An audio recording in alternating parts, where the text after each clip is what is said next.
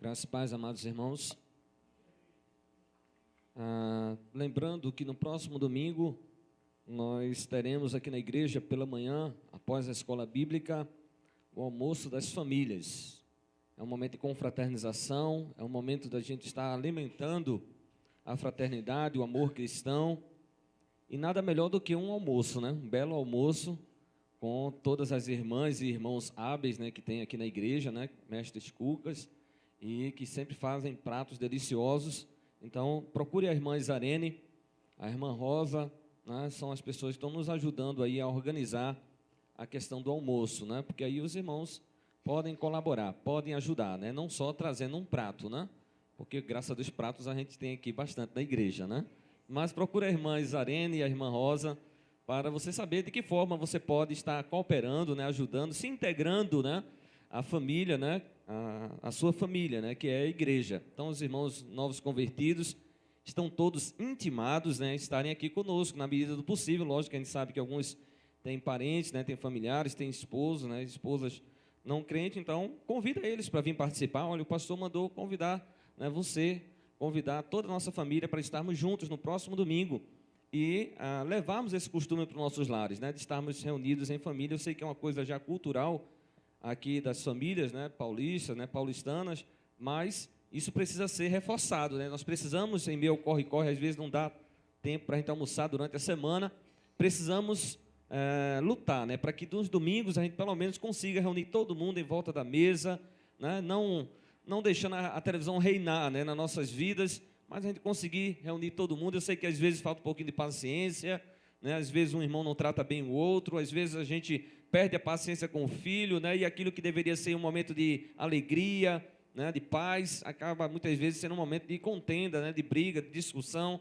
Mas não é esse o propósito, né, de Deus. O propósito de Deus é que reine a paz nas nossas vidas, nos nossos lares, que nós mesmos sejamos promotores da paz, né, possamos levantar a bandeira da paz, né, quando o outro, né, de repente, né, se torna áspero, né, quando o outro de repente der uma palavra mal, a gente possa responder com brandura, né, a gente possa, né, ter calma para não alimentar o fogo, né, da discussão. Então, esse é o propósito de a gente estar reunindo no próximo domingo, né, todas as famílias da igreja. Então, todos os irmãos que estão aqui presentes são convidados para vir para a escola bíblica dominical e já ficar para o almoço. Então, é um momento que a gente tenha mais para poder conversar, colocar o papo da semana em dia. É uma oportunidade muito preciosa. Melhor do que isso, só no acampamento, né? Acampamento, então, que já tem alguns aí que já não vão perder a oportunidade, já se inscreveram. Então, os irmãos que não ainda se inscreveram, corram, né? Porque alguns, quando chegar no limite da nossa capacidade lá do acampamento, terão que levar o seu próprio colchão, né, para poder conseguir acampar conosco, porque o espaço é realmente gigantesco. A gente poderá levar até 500 pessoas, mas tem um número limitado, né, de camas, né, com colchões e tudo mais. Então, os irmãos se apressem a procurar o diácono Eduardo para poder fazer as suas inscrições. Meus irmãos, nós vamos meditar na palavra de Deus nessa noite sobre sendo estratégico em meio às adversidades. Nós vimos na semana passada alguns desafios que as famílias enfrentam, né, em meio ao dia a dia. São muitos os inimigos, as lutas, as dificuldades que as famílias enfrentam. Não são poucos os inimigos que as famílias, de um modo geral, enfrentam. E eu quero convidar você a abrir a sua Bíblia no livro de Neemias, capítulo 4.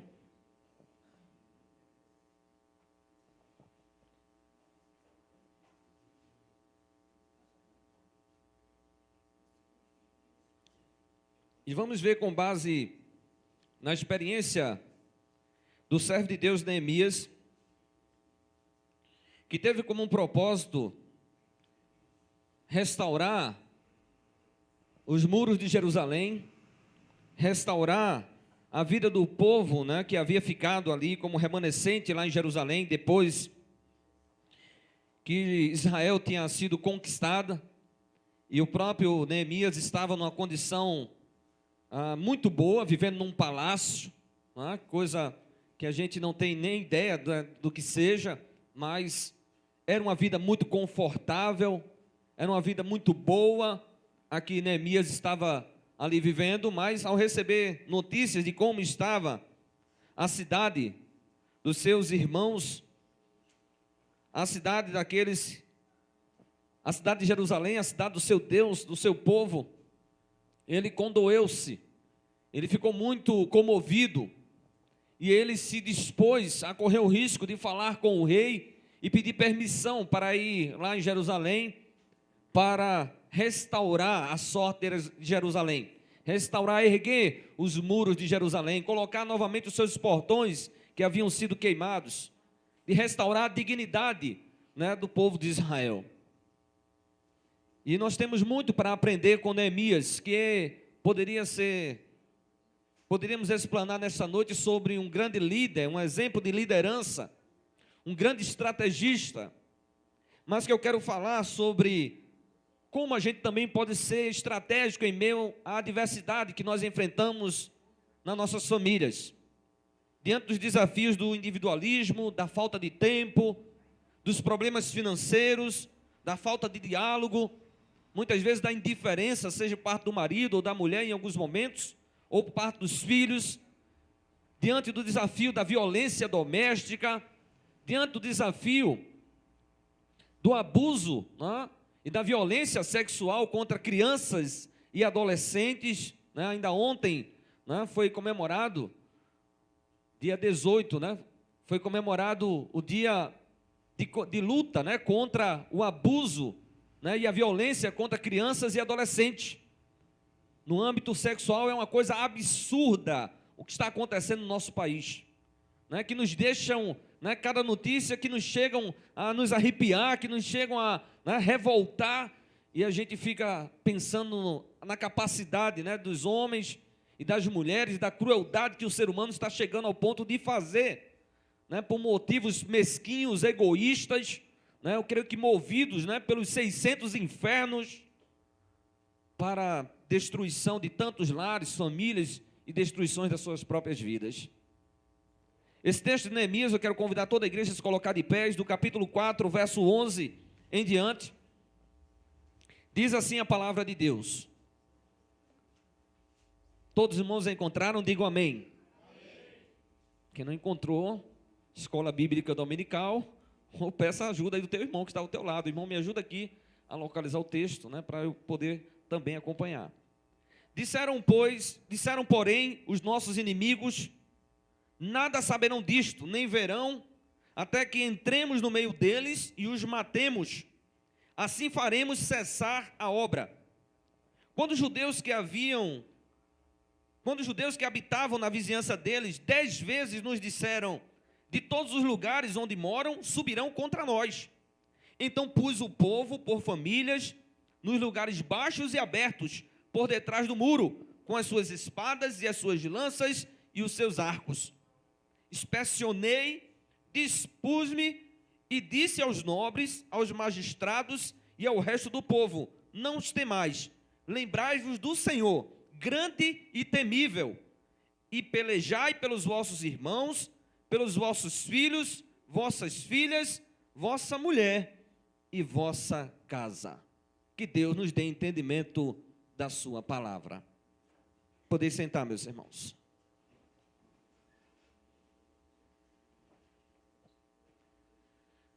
Meus irmãos, a história aqui a respeito de Neemias e do incômodo, né, da inquietação que ele teve, levando a uma ação prática para com a realidade da qual ele ouviu que estava acontecendo em Jerusalém, das notícias que lhe chegaram e que lhe causaram uma comoção, mas não só uma comoção, mas uma atitude para restaurar Jerusalém.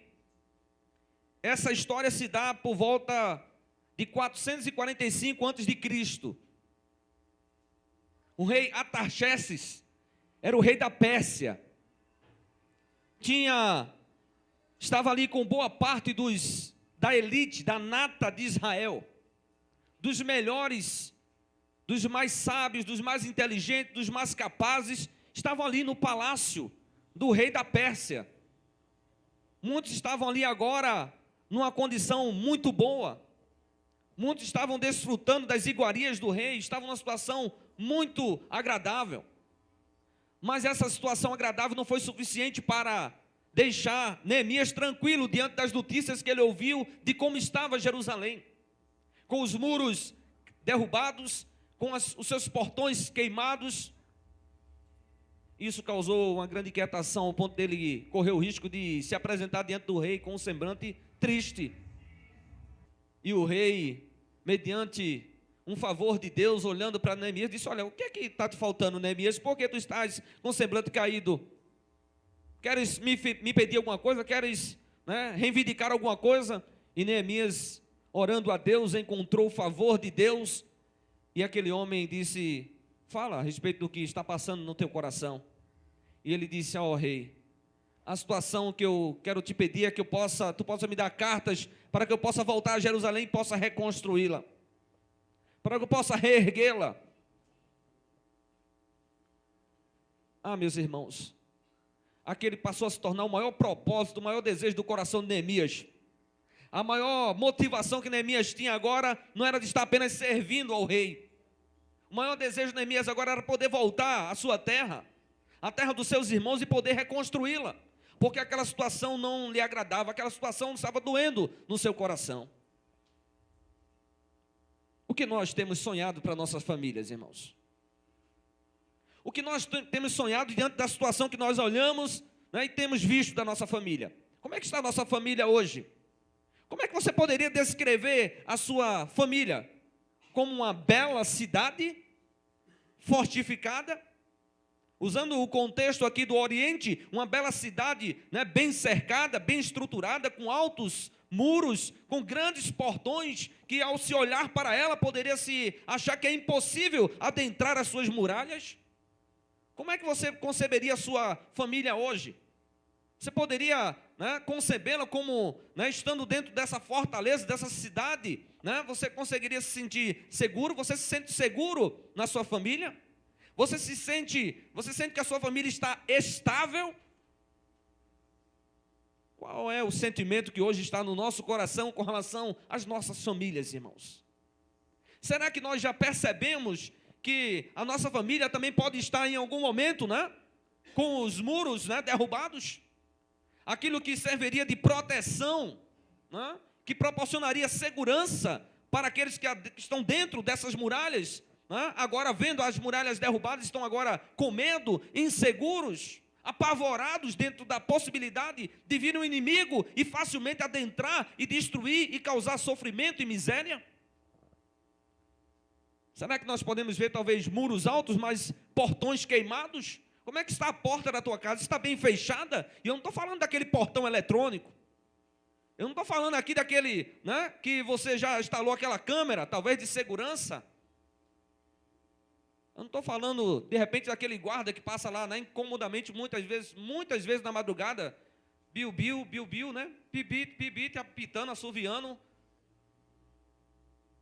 Como é que você analisa que está a sua casa? Como é que você, olhando para a sua casa, para a sua família, como é que você está vendo ela? Neemias, quando olhou para Jerusalém, quando teve notícias de Jerusalém, foi que lá os muros estavam derrubados e os portões haviam sido queimados. Que o povo estava passando dificuldades ali. Havia sofrimento, miséria, indignidade.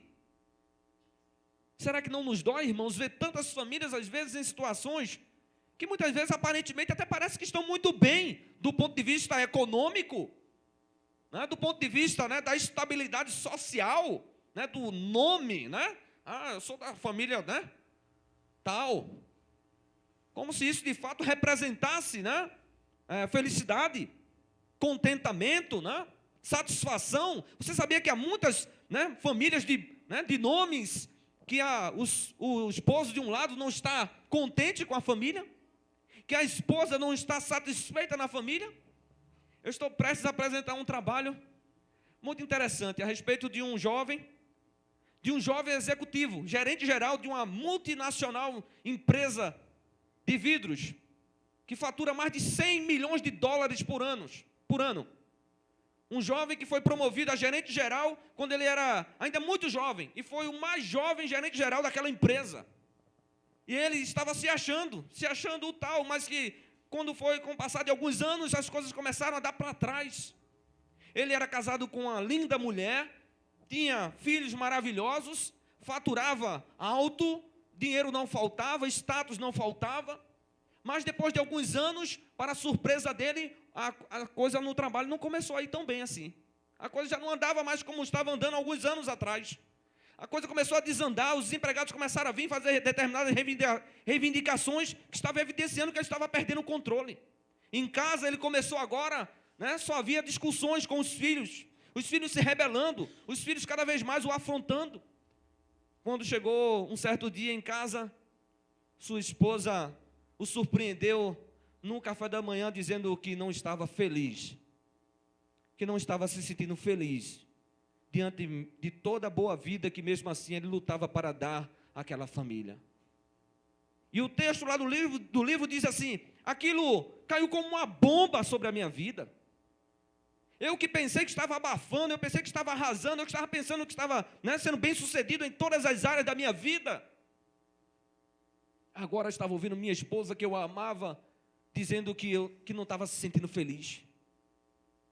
E agora a minha esposa dizia: olha, meu filho, essa situação no trabalho, essa situação aqui em casa está insustentável, você deveria procurar o pastor, porque ele é um homem de Deus e poderia lhe orientar a você encontrar a solução, para você novamente clarear suas ideias, para você novamente voltar ao centro e ao comando da sua vida. E ali aquele jovem executivo vai procurar o pastor com certa relutância, e o pastor diz a ele: olha, amigo, seria bom você se afastar um pouco em meu corre-corre da tua vida, porque tua vida está virando um desastre, você deveria procurar se afastar e passar uma semana. Eu vou te indicar aqui um local onde você poderá ir passar ali para meditar um pouco, para ter algumas orientações, algumas palestras ali que poderão dar uma nova direção para a tua vida. Poderá fazer você voltar novamente à centralidade. E aquele homem relutou, mas depois acabou indo e passou ali por aquela experiência. E em meio a muitas coisas que ele ouviu ali, através de um grande ex-empresário, um dos maiores empresários executivos dos Estados Unidos, mas que também abandonou, num determinado tempo da sua vida, abandonou tudo para poder se afastar e ver e perceber e analisar que tudo quanto ele tinha lutado e corrido toda a vida tinha sido em vão, tinha sido por pura vaidade. E aí aquele homem aprendeu preciosas lições e volta para casa agora transformado. Volta para casa sendo um melhor gerente, procurando ser um melhor pai, um melhor marido para sua esposa e um melhor homem para toda a sociedade. Neemias não ficou quieto diante das notícias que ele recebeu. E ele procurou agir. Porque diante dos propósitos que nós temos para a nossa casa, para a nossa vida, se é que você sonha com dias melhores para a sua casa, para a sua vida, para a sua família, o que é que você tem sonhado para os seus filhos? O que você tem sonhado para o seu marido? O que você espera dele? O que você espera da sua esposa? O que você tem sonhado para ela? O que vocês têm sonhado juntos? Vocês têm um projeto juntos como família, um projeto do casal? Vocês têm um projeto com relação à casa de vocês, com relação à vida conjugal, com relação à vida familiar? Vocês saibam que isso é uma grande obra. E dependendo da situação em que vocês estejam vendo como é que está a sua família, essa obra pode ser verdadeiramente gigantesca. Era esse o desafio de Neemias. Ele tinha um verdadeiro e grande desafio diante dele. Ele, Neemias, o copeiro do rei, poder ir lá em Jerusalém e poder tocar uma obra de tamanho, volume. É assim, talvez alguns estejam olhando para a sua vida familiar, estejam olhando para a sua situação familiar e estejam dizendo: eu não posso. Pastor, eu sozinho não posso. Eu não tenho como sozinho lutar para reerguer essa família. Pastor, já está aos pedaços. Pastor, é um filho para um lado, um marido para outro. Eu também, por sua vez, acabei pulando em outra trincheira e está agora cada um por si. Mas qual é o conceito, irmãos, que a gente tem de família? Família, irmãos, é um grupo de pessoas que se reúnem em função de um propósito, de um objetivo. E por que agora está o marido de um lado, a mulher do outro, filhos do outro, e os filhos muitas vezes se subdividem, Porque vai um irmão para um lado, outro irmão para o outro, e assim estão fracionados, irmãos. O que é que a palavra de Deus nos diz? Que a união faz o quê? Mas se cada um está indo para um lado, irmãos, como é que a gente vai poder, de fato... A gente representa a união com separação? Neemias queria reconstruir os muros e reunir os judeus como nação. Estavam dispersos, irmãos. O que você quer para a sua família? Ah, pastor, minha família está dispersa também. Ah, pastor, eu quero que minha família novamente ela se reúna. Ah, pastor, eu quero reunir novamente a minha família. Ah, pastor, eu quero novamente aqui meus irmãos, né, próximos aqui. Eu sei que em alguns casos, irmãos, talvez a gente queira dizer como aquela peça italiana, né? Parente é serpente. E eu tenho certeza que não tem, que sejam poucos, talvez os que aqui queiram criar alguma serpente em casa. Né? Que queiram ter pelo menos a notícia que tem alguma serpente próximo da sua casa. Tem alguns que se arrepiam só de ouvir o nome serpente. Quanto mais de saber que está bem próximo da sua casa, ou mesmo na sua casa, né? Sabe, irmãos, diante de toda obra existem obstáculos. Existem desafios. Nós estamos aqui passando por um processo de reforma aqui na igreja, de estudos para reforma. Nós já temos uma proposta, estamos esperando outra daqui para o final dessa semana. Esperamos ir buscar uma terceira para poder avaliarmos e tomarmos uma decisão. Ó, essa proposta aqui está dentro daquilo que a gente, né, pode, dentro daquilo que Deus está nos direcionando. Vamos tocar a obra. E precisamos estar conscientes, irmãos, que toda obra tem obstáculos, tem desafios. E não foi diferente, irmãos, com a obra que Neemias estava se propondo a fazer. Não vai ser diferente com relação àquilo que eu e você queremos, né, idealizar para a nossa casa, para a nossa família. Não pense que você vai ter colher de chá, nem de café, né? Não vai ter, meu filho. Vai ser luta, vai ser desafio. Ah, meu irmão, não existe vitória sem luta. Você quer glória? Ah, meu filho, tem que ter sacrifício. Porque qual é o prazer que nós temos, irmãos, de vitórias que não nos custaram caro? Né? Que não nos custaram suor. No verso 6 do capítulo 4 diz assim: assim edificamos o muro, e todo o muro se fechou até a metade da sua altura, porque o povo tinha ânimo para trabalhar. Ah, meu filho, quando a gente se empenha em trabalhar, a coisa anda, a coisa acontece. Ah, meu filho, mas não dá para poder você chegar e ficar largadão lá no sofá e querer ver que as coisas melhorem na sua casa. Não dá, minha irmã, para você querer, né, que as transformações aconteçam no seu lar, que o seu lar melhore, se você quer chegar lá e quer ficar largadona lá no sofá. Me deixa, eu estou assistindo minha novela. Não, desse jeito a coisa não vai andar, viu? Para melhor não. Pode andar até para pior, mas para melhor não. Né? Se a irmã vai chegar em casa, vai ficar depois lá na porta, né, fazendo plantão na porta da casa da vizinha, então dessa forma também a obra na tua casa não vai andar não, meu filho. Minha irmã. Né? Se o marido de repente só pensa em jogar bola, como é que a obra na tua casa pode andar, meu filho, desse jeito? Ah, meu filho, tem determinadas obras que o homem precisa estar de dentro 24 horas. Tem obras que a mulher precisa estar esperta para poder estar auxiliando o seu marido, né? E toda a obra que vai ser desenvolvida ali na sua casa. E eu estou falando do âmbito aqui material. E no âmbito espiritual, irmãos? Nós estamos dormindo de touca, de pijama, né? De meia nos pés, né? De luvas. Ah, meus irmãos, tem obra que não dá para a gente dormir muito, não. Tem que dormir tarde e acordar muito cedo. Lá em Pernambuco era quando... antes do galo cantar, irmão, tinha gente lá que lutava para acordar antes do galo fazer cocó. Antes do galo fazer o cocó dele lá, tinha gente que já... Tem uma irmã lá chamada Irmã Maria, não é, Demétrio? Meu Deus, a gente dizia, irmã, a senhora dorme com a galinha, acorda com os galos, é? Ela acordava antes, irmão. Ela ia dormir muito cedo, mas também acordava bem cedinho.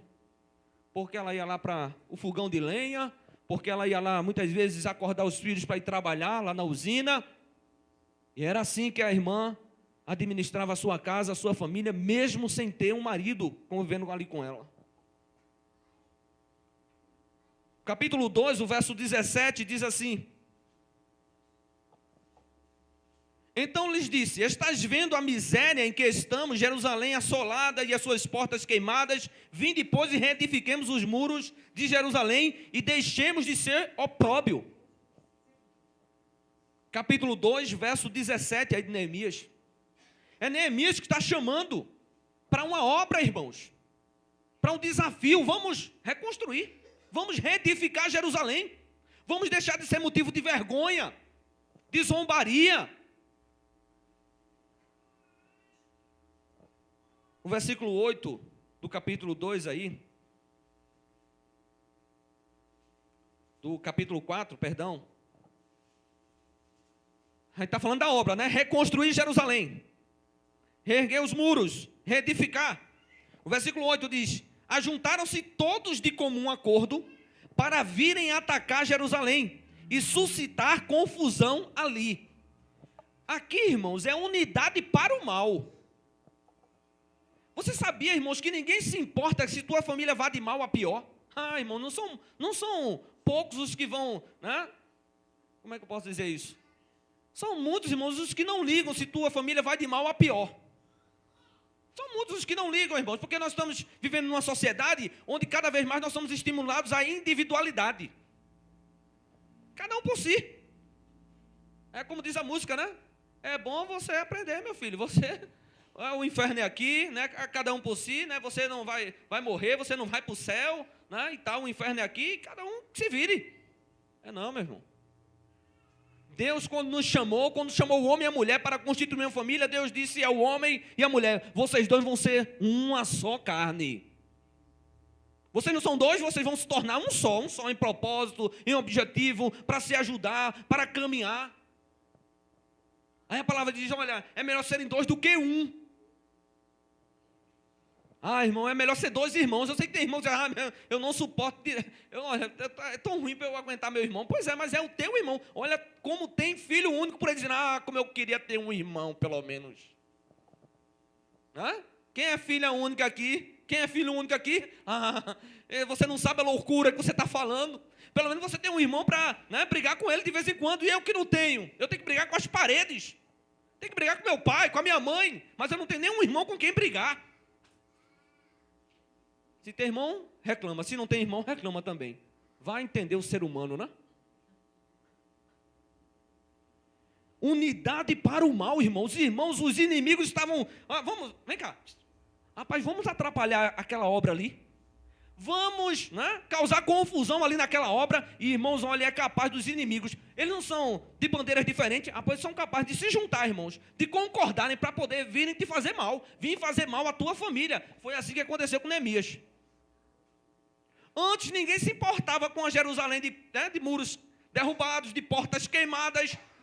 Meus irmãos, mas quando alguém se decidiu, né, quando alguém tomou a iniciativa de ir lá ajudar, no instante incomodou, né, Sanbalate, Tobias e Gesem. E eles convocaram outros: vem cá, esses judeus aqui, esse bando de fracote aqui, o que é que eles estão pensando, o que eles estão fazendo? Tentando reerguer Jerusalém. Irmãos, você não imagina como o inimigo se incomoda quando nós estamos trabalhando para melhorar a nossa casa. E eu não estou falando aqui só de casa no aspecto físico, não. É a nossa família, a nossa unidade familiar. Você não imagina como o diabo fica furioso com isso, irmãos. Como o diabo é capaz de mover os seus secretários e as suas secretárias para tentar, irmãos, causar confusão na obra que nós estamos nos propondo a fazer. Qual a estratégia que nós vamos usar, irmãos, diante das adversidades que vem sobre a nossa família? De tantas, né, que nós aqui citamos algumas delas domingo passado. Qual a estratégia? Primeiro, irmãos, nós precisamos inspecionar constantemente a nossa casa, a nossa obra. Meus irmãos, lá em Botafogo, eu não vou dar nome aos bois não, mas tinha irmãos que começavam a construir lá, né, Demétrio? Começava a construir lá, cavava a base, até na base estava tudo bem, irmãos. Mas quando o camarada levantava a primeira fileira, a gente já via que a coisa não ia bem. Quando o camarada botava a primeira fileira de tijolo, que a gente olhava assim, eu disse: meu Deus, para onde é que vai essa parede, Senhor? É uma obra de arte que esse camarada está querendo criar aqui. Acho que é um segundo Niemeyer que a gente tinha lá em Botafogo. Né, para fazer aquelas esculturas, né, aquelas obras, né, fantásticas, né, que Niemeyer já fez ao longo da sua vida. Meus irmãos, nós precisamos inspecionar a obra, porque enquanto ela está lá na base, né, começando a fazer errado, eu disse: ô meu amigo, vem cá. Tem alguns camaradas lá que eram muito baratos, alguns pedreiros que eram muito baratos, mas a obra, meu irmão, que o camarada começava a fazer. Meu irmão, o que é que você acha? Quanto tempo vai durar uma parede que começa a troncha? Me diga, já da base.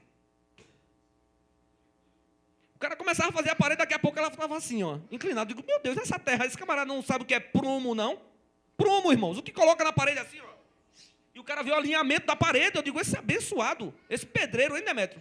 Sabe, o cara não sabia o que era prumo, meu Deus do céu. Régua, nível, mangueira de nível. Não, o cara olhava assim: não, está bom. No olhômetro, irmão. Tem um novo medidor lá em Botafogo, viu? Olhômetro. O cara olhava assim com o olho e tá bom. Aí você chegava lá para dizer assim: peraí, rapaz, tu tá dizendo que isso aqui tá bom? Onde é que isso aqui tá reto? Onde é que isso aqui tá bom?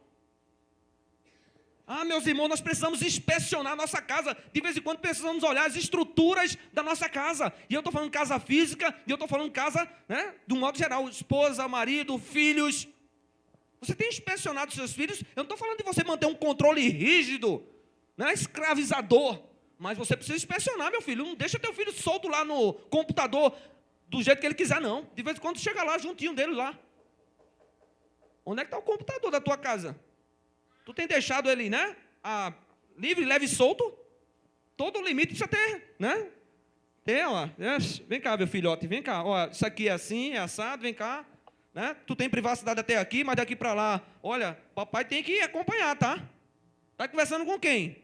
Tu estás fazendo o quê? E tem que ter limite, irmão. Tem que inspecionar, meu filho, porque depois quando teu filho já marcar encontro lá com algum pedófilo ou estuprador, né, ou qualquer outro aproveitador, o que será da tua vida, da tua família? Irmãos, nós precisamos inspecionar. Como é que anda? Você tem olhado direitinho, né, quem é que anda rondando a tua casa, irmão? Irmão, muitas vezes o bandido fica procurando uma oportunidade, irmãos. Né, se o filho vai deixar um portão aberto, né, se você, né, está ali dando alguma bobeira, e o bandido vai ficar ali, ó, só vigiando, só vendo a tua rotina de ir e vir, de abrir a porta, de como você abre, em quanto tempo você leva. Ele fica cronometrando tudo para esperar a oportunidade de dar o bote. Nós precisamos inspecionar, irmãos. O versículo aqui, 14 do capítulo 4, diz assim: inspecionei. Neemias sabia como era grande o seu desafio. O seu desafio, no capítulo 2, verso 13, diz assim: de noite saí pela porta do vale, para o lado da fonte do dragão e para a porta do monturo, e contemplei os muros de Jerusalém que estavam assolados. O cara saiu caladinho, ó. E ele foi lá inspecionar, irmãos. O cara não é fraco, não. O cara não disse: eu vou marcar bobeira, não, para o inimigo, não. Eu vou lá inspecionar. Eu quero ver de perto a extensão desse meu desafio, dessa problemática que eu tenho.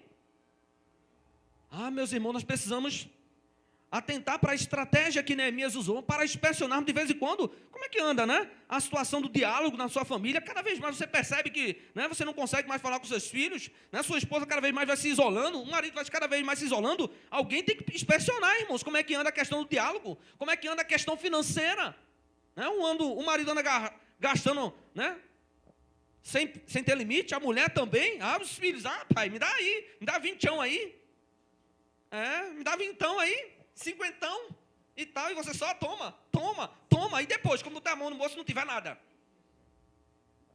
Tem que inspecionar, meu filho. Peraí, deixa eu ver, você vai contar aqui, peraí. 1, 2, 3, 4, epa, aqui dá para liberar só 20 para você hoje, toma aqui.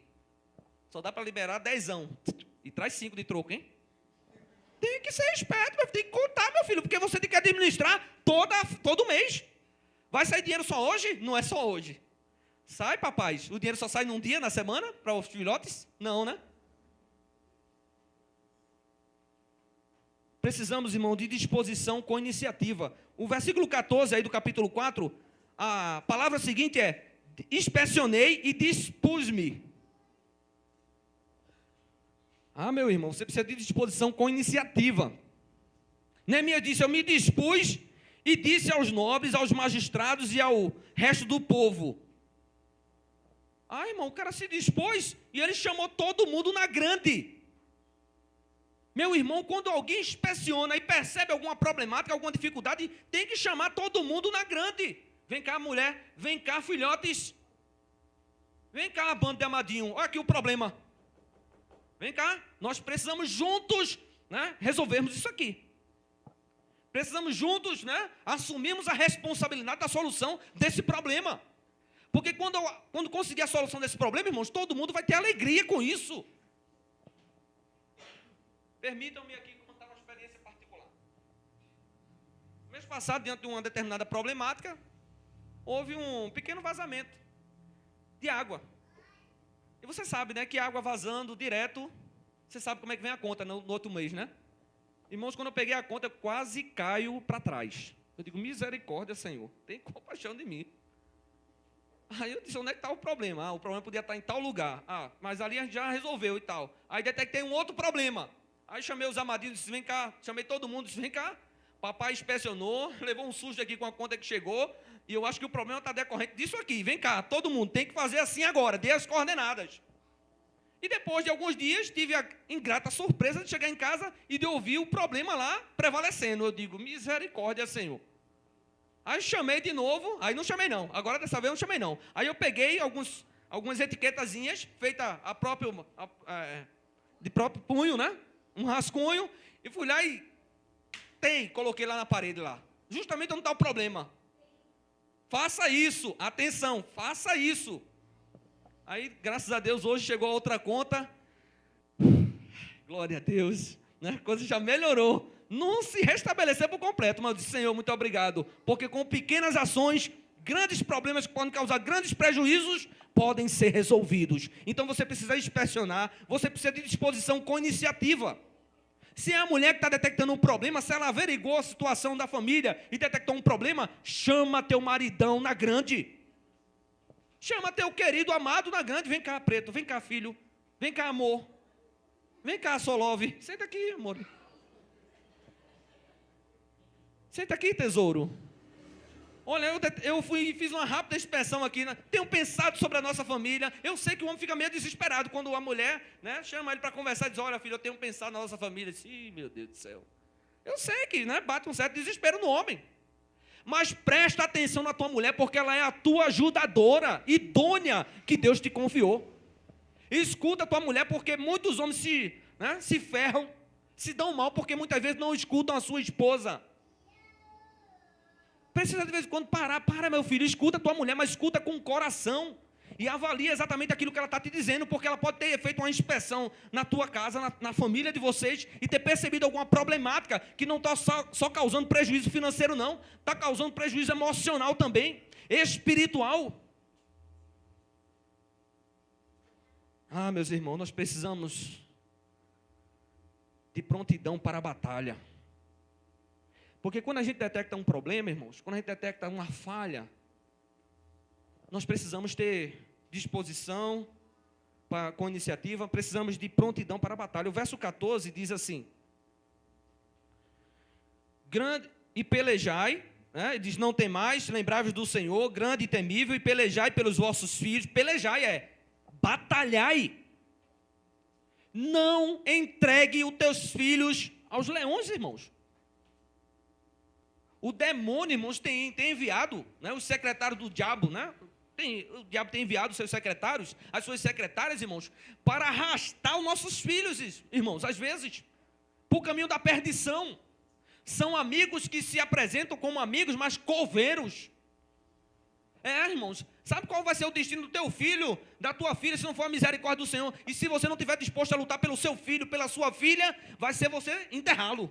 Enquanto que pelo ciclo natural da vida, era seus filhos, os nossos filhos colocar a mão sobre os nossos olhos, os nossos filhos nos enterrar. Mas você tem visto quantos pais, né, têm enterrado seus filhos?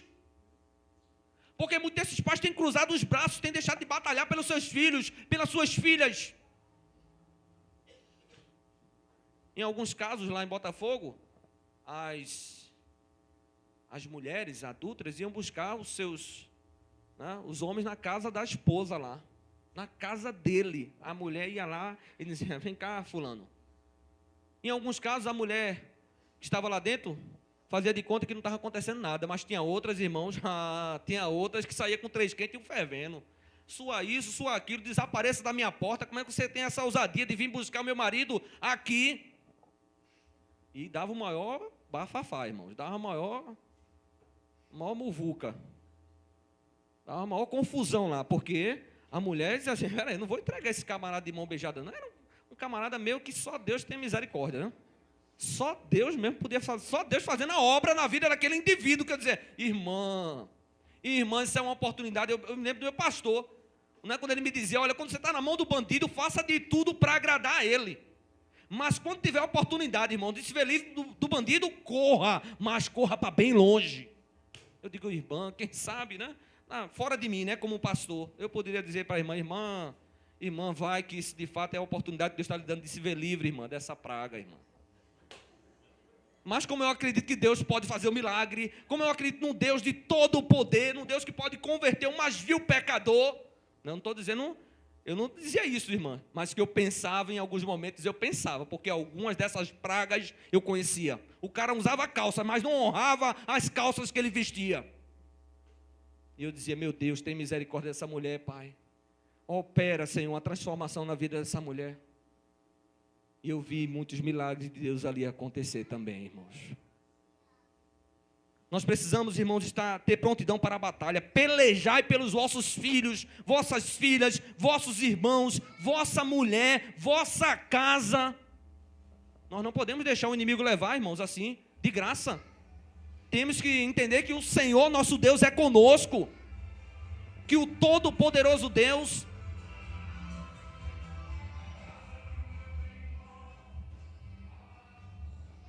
É bom porque quem vai ver o vídeo também pela internet vai ver essa perturbação, né? Teve um momento lá que o pastor parou, rapaz, teve uma zoada lá, estranha lá na igreja, no arraial do Senhor. Irmãos, é o barulhão do povo aí que passa na frente da igreja, nem respeita a igreja, aí passa com som estrondando que atrapalha até o culto. Cadê Flávio? Não precisa editar essa parte não, Flávio, pode deixar por completo. Eu assumo a responsabilidade do que eu estou dizendo. Voltando aqui para a mensagem, né? Você precisa, irmãos, além de prontidão para a batalha, de confiança em Deus. Porque a batalha pelos nossos filhos, a batalha pela unidade da família não é fácil.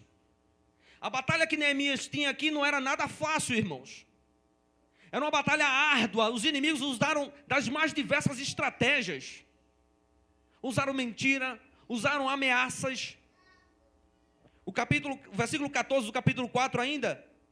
O texto diz que Neemias falou para eles, não os temais, confiança, povo de Deus.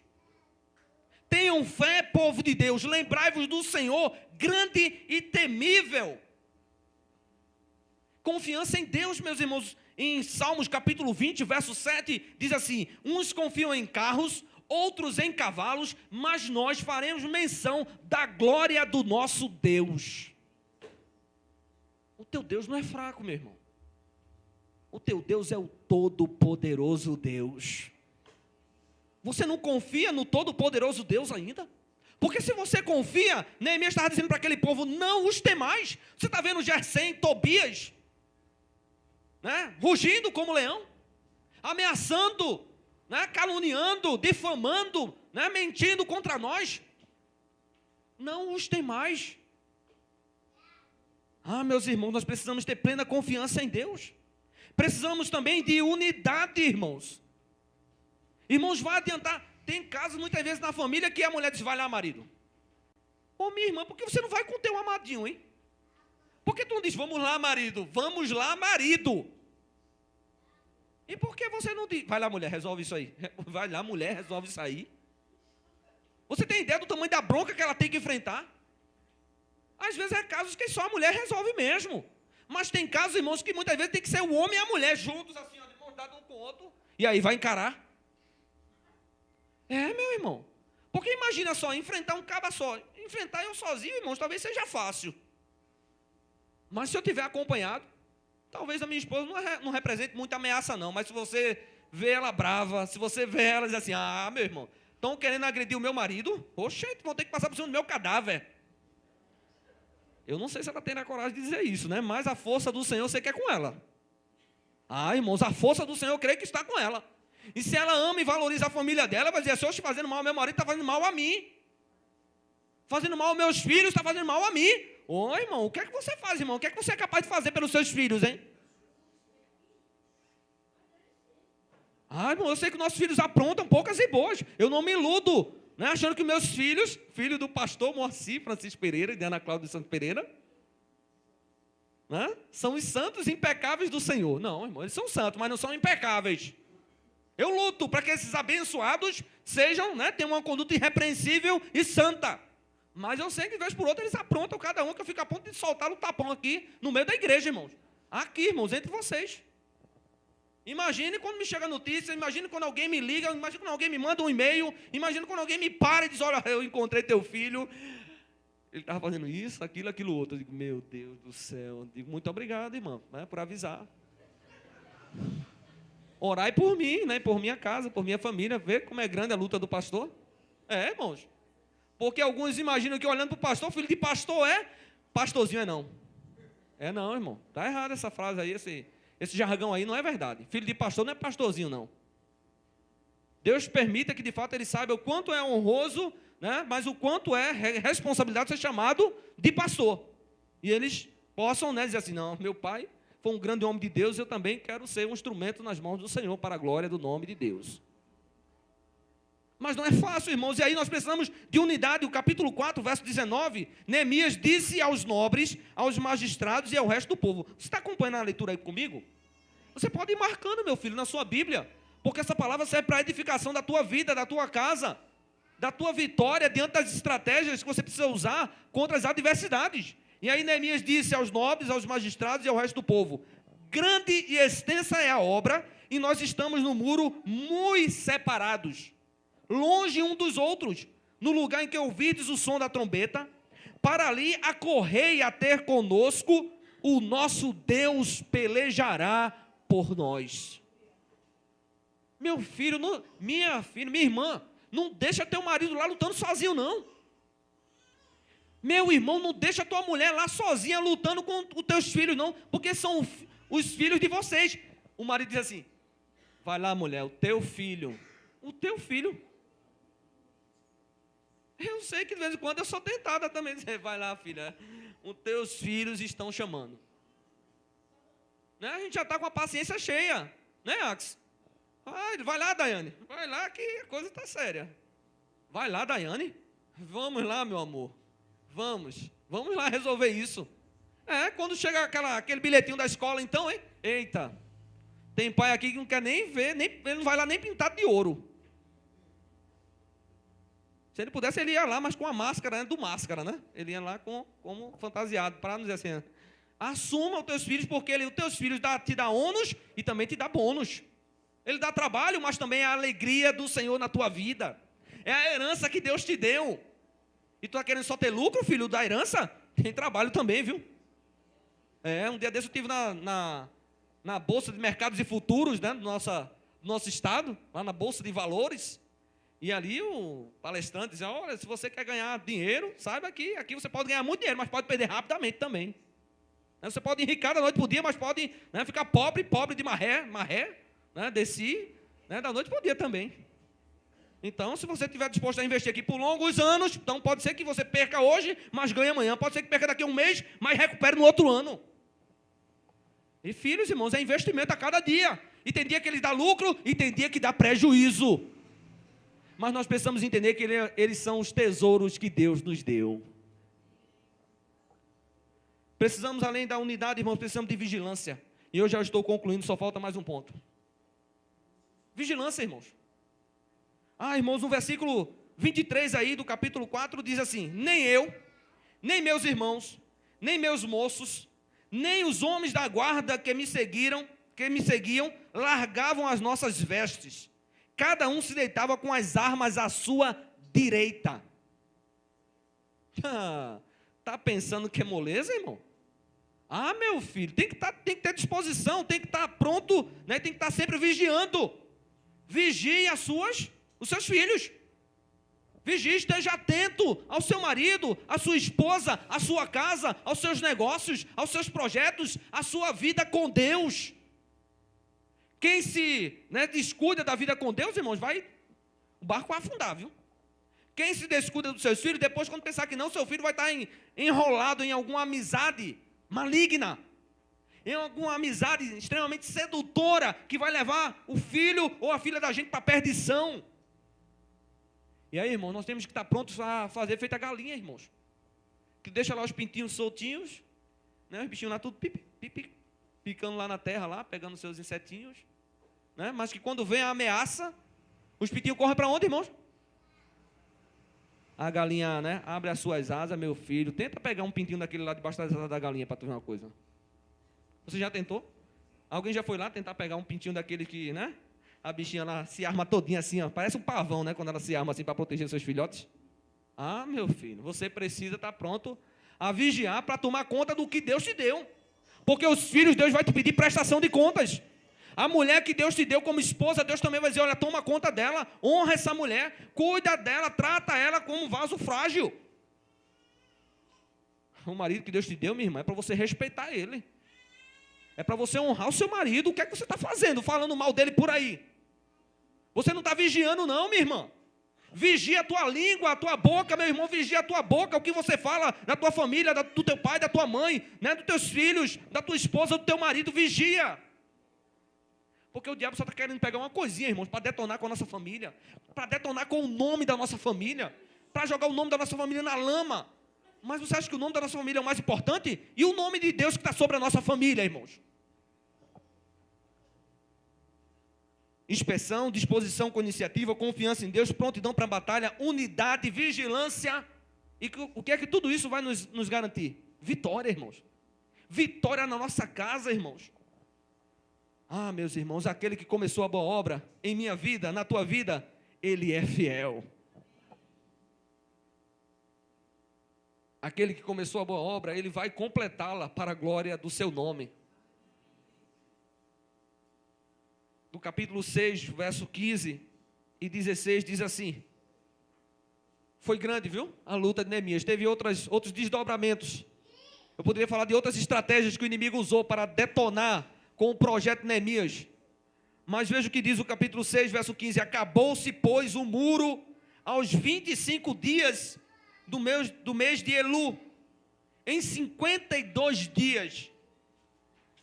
Aí no verso 16 diz, a parte final, por intervenção de nosso Deus é que fizemos essa obra. Sabe como é que você vai poder, né, fazer a obra na tua casa, na tua vida? Só se for com a intervenção de Deus. Só se for com a ajuda de Deus. Porque não adianta advogado, não adianta psicólogo, não adianta o pastor. Não, tem que ser Deus. O Todo-Poderoso Deus. Ele é o Deus do impossível. É Ele quem pode transformar a tua casa, a tua família. Só por intervenção de Deus foi que Neemias conseguiu levantar os muros de Jerusalém.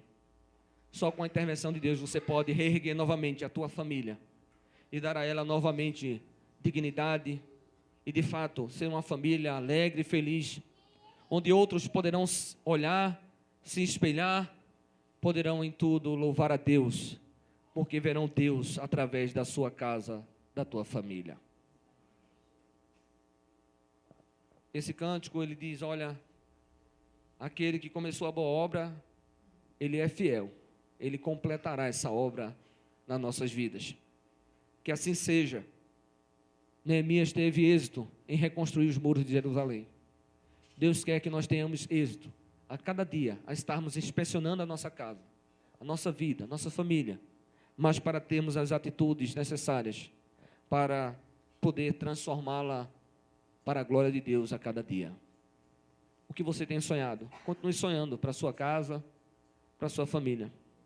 Essa semana vimos uma cena impressionante a respeito de uma família de mulheres, a Casa das Marias, que de alguma forma nós pudemos ali identificar que eram mulheres de Deus, e que sonhavam que um dia aquele negócio que elas começaram, num pedacinho de terra onde muitos outros ganhavam e revendiam, que muitos outros ganhavam, né, e faturavam com aquilo, iam atrás de outro pedaço de terra, aquelas mulheres ficaram ali, aquelas mulheres ali trabalhavam ali, aquelas mulheres lutavam ali com todas as suas forças, com todas as suas capacidades, mas tinham pouquíssimos recursos para ir adiante com aquele negócio.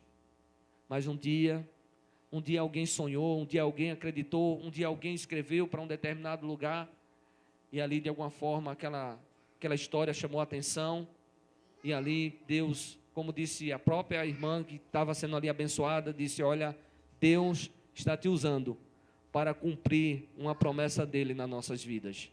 Em outras palavras, era isso que ela estava dizendo. Deus é fiel. Aleluia, Deus é fiel. Deus é fiel. Eu não tenho dúvida disso. Deus é fiel. Deus continuará ajudando as nossas famílias a serem bênção, a serem saudáveis para a glória do seu nome. Que Deus nos abençoe.